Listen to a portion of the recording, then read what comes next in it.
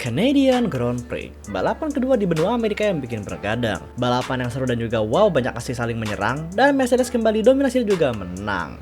Gimana balapan kemarin? Wow, kemarin pagi loh, gila, udah begadang lagi aja nih kita. Dari jam 1 sampai jam 4 pagi, kita disuguhi dengan balapan yang ada berbagai macam strategi dan juga taktik. Also drama saling adu-aduan ke steward soal penalti, dan juga tabrakan di akhir balapan. Yuk langsung aja seperti biasa gue akan merangkum 5 kejadian yang terjadi di balapan kemarin. Mercedes on top. Finally, hasil terbaik Mercedes didapatkan di weekend kemarin. Suhu 24 derajat adalah teman bagi Mercedes, tapi aspalnya 50 derajat di mana biasanya Mercedes struggle banget dengan itu. Tapi kemarin nggak sama sekali. Panas merupakan teman Mercedes juga sekarang.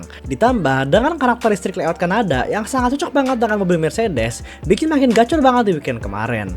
Memulai hari Jumat dengan dominan, gak cuma Russell doang lagi, bahkan si Kimi Antonelli kencang juga di sana. Dan lucunya, hasil ini adalah hasil terbaik sejak Las Vegas tahun lalu. Itu lama banget anjir. Upgrade bagian suspensi belakang, dimana tujuannya tuh bisa ngebantuin hilangnya masalah grip di suhu panas, bener-bener bekerja sangat baik.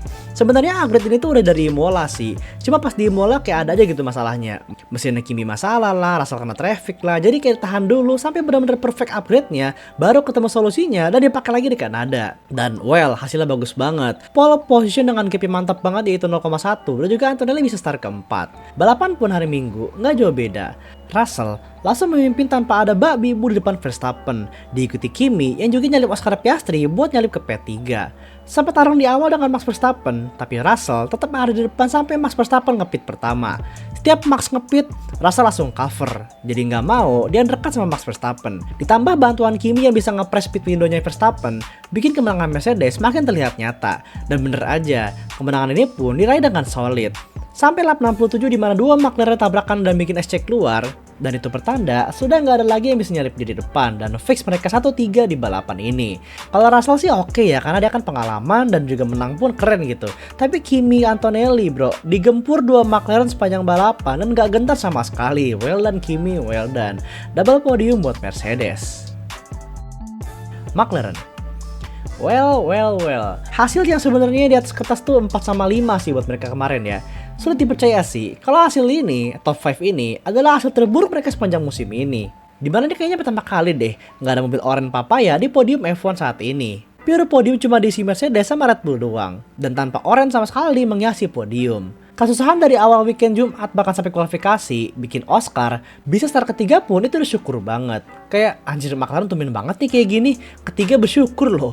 Bahkan pas balapan hari Minggu pun si Oscar kejam sama Kimi Antonelli buat naik ke P3 dan dia pun turun ke P4. Dan somehow Kimi Antonelli bisa kabur dari P3.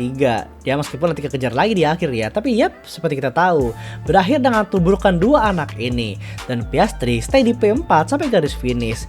And Lando, ya gue juga jujur kaget banget melihatnya, tapi ya namanya manusia gak ada sempurna ya guys ya. Tapi tetep lah, overall emang dia ini kesusahan banget dari awal weekend sih. FP kurang, quali pun bikin 2 kali error yang bikin di start ke-7, plus mistake ini bikin dia jauh banget poinnya dari Piastri, yaitu 22 poin tertinggal. Move yang seharusnya tidak dilakukan oleh seorang Norris ya, tapi ya namanya balapan mepet, sometimes it happen lah gitu loh. Pesan gue sih cuma satu ya, nextnya tuh lebih calculated gitu, juga hati-hati lah. Karena salah dikit aja atau fatal kayak kemarin, bisa bikin Oscar malah melenggang mulus dengan juara dunia musim ini.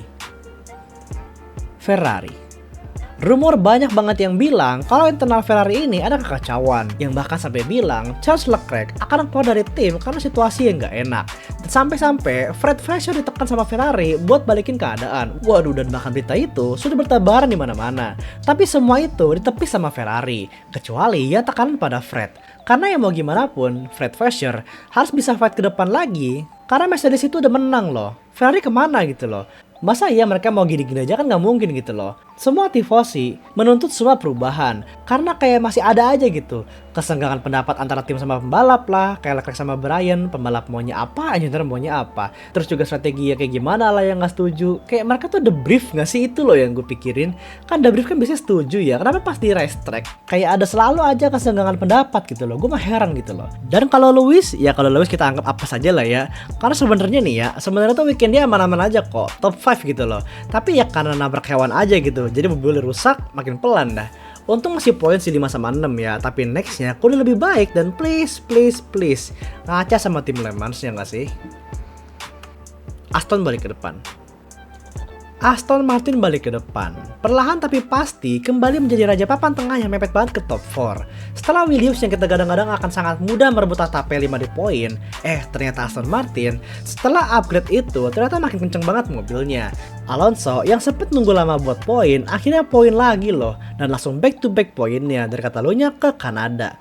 Dan Lance Stroll yang masih cedera, ya let's say masih cedera lah, jadi kita nggak bisa nilai banget performanya kemarin.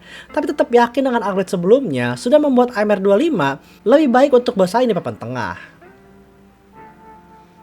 Honorable mention, Hülkenberg lagi-lagi menggelegarkan pedok ya guys ya, asli dah. Sejak upgrade Sauber di Spanyol, bener-bener bikin tim Sauber berada di window yang lebih baik untuk fight di poin.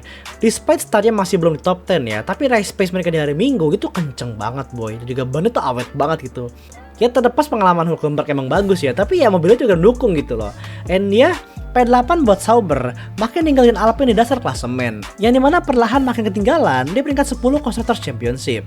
Ya meskipun kemarin sempat ke 10 di balapan ya dan berpotensi dapat poin, tapi ya pace-nya pelan ditambah strateginya kacau, bikin mereka keluar dari zona poin dan juga luar top 10. Carlos malah yang bisa comeback dari P16 ke P10 ya.